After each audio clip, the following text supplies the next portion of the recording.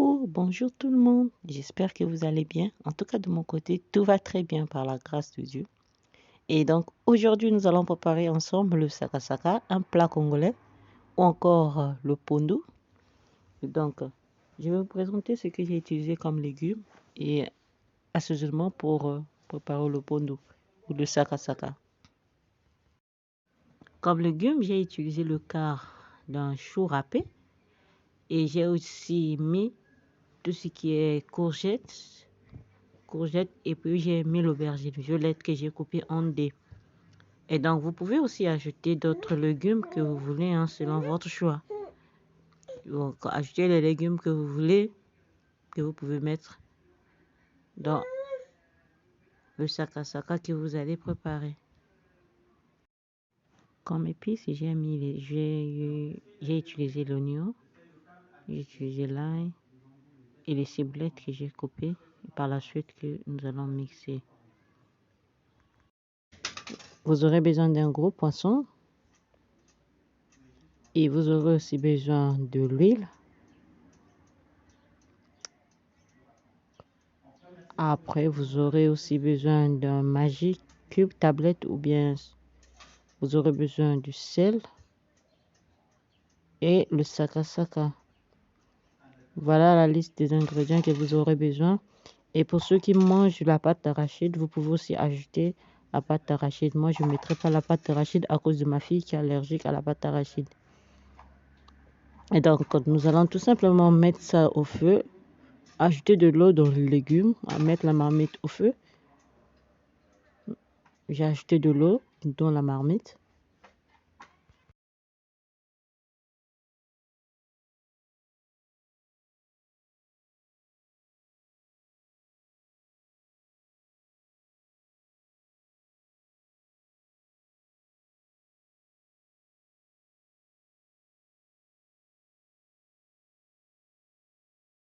Et donc, dans la marmite que nous avons mis, nous allons juste ajouter le sakasaka. On ajoute dans la marmite là où il y a les légumes. Et puis, nous allons tout simplement mélanger. Et puis, laisser cuire pendant au moins 45 minutes. Il fallait que les légumes puissent bien cuire. Le chou, les courgettes, ainsi que les aubergines violettes doivent bien cuire. Plus le sakasaka, vu que ça n'a pas été... C'est pas cuit, c'est cru. Donc, ça doit cuire.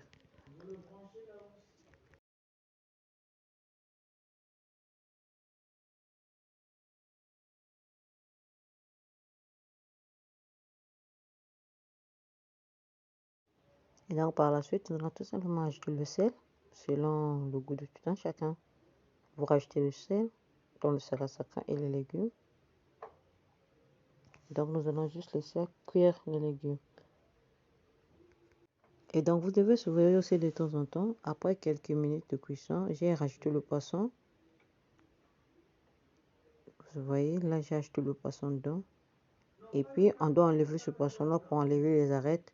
Et puis ajouter cela à la fin de la cuisson. Donc laissez cuire jusqu'à ce que l'eau va vraiment diminuer.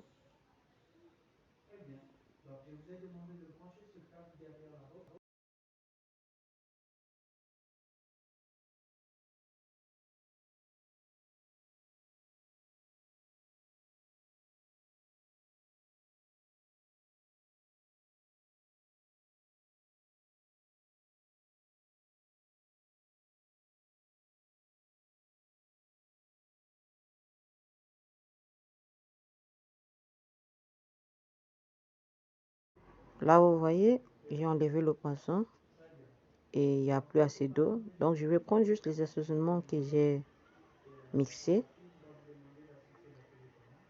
que je vais mettre dans le sakasaka. Ce sont juste des assaisonnements. Donc, l'ail, l'oignon, les ciblettes que j'ai mixé. Là, vous voyez, il n'y a plus assez d'eau. Et on mélange. Et on va laisser encore que les épices puissent cuire par la suite. On va juste préparer l'huile pour faire la sauce. Là, c'est notre marmite que j'ai pris pour mettre juste l'huile. Donc, on va chauffer l'huile.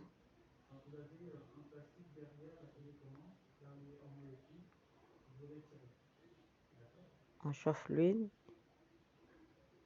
Quand l'huile sera bien chauffée, nous allons tout simplement renverser l'huile chauffée sur le shaka-shaka. Là, l'huile a chauffé. Vous pouvez voir. Et donc, on va renverser l'huile chaude sur le shaka-shaka.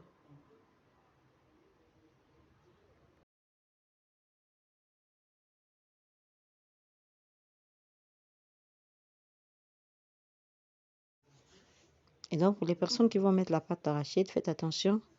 On renverse pas, on met pas tout l'huile. Donc, vous mettez la moitié. Et l'autre moitié, vous gardez. Vous allez juste ajouter la pâte d'arachide dans le reste d'huile. Et vous mélangez très bien. Et par la suite, vous allez mettre ça presque à la fin. Donc, vous mélangez la pâte d'arachide avec l'huile. Vous ne voulez pas qu'il y ait de grumeaux. Donc, prenez le temps de bien mélanger afin que ça soit vraiment liquide, la pâte d'arachide et l'huile. Comme je vous ai dit, moi, je ne mettrai pas la pâte d'arachide à cause de ma fille qui est allergique à la pâte d'arachide. Et donc, là, vous pouvez voir, j'ai ajouté le poisson, que j'ai enlevé les arêtes. Et puis, la moitié des oignons que j'avais laissé aussi, des épices que j'avais écrasées, vous allez aussi ajouter cela. Et pour les personnes qui vont mettre la pâte d'arachide, là, vous pouvez maintenant renverser la pâte d'arachide dans la marmite. Et surtout, ne mélangez pas, hein, sinon ça va se cramer. Donc, prenez le temps de ne pas mélanger. Attendez jusqu'à ce que l'eau va diminuer dans la marmite. Et par la suite, vous pouvez mélanger pour éteindre le feu directement. Et donc, moi, quand j'ai pas mis la pâte d'arachide, j'ajoute juste le reste d'huile. Et puis, je peux mélanger, vu que ça ne peut pas cramer. Et donc, là, j'ajoute juste le cube. Et le cube aussi, c'est pas obligatoire. Vous pouvez ou ne pas le mettre, en tout cas. Et donc, j'ajoute le cube. Après, vous laissez mijoter au moins pendant 15 minutes, 10 minutes.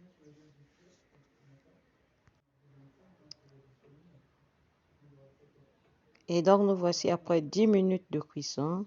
Vous voyez comment ça est, c'est beau. Il n'y a plus assez d'eau. En tout cas, ça sent très bon. Donc là, c'est prêt. Merci vraiment, mes coucous. Je vous souhaite encore bon appétit pour toutes ces personnes qui vont faire la recette. Et on se dit à très bientôt. Bye bye. Bon appétit.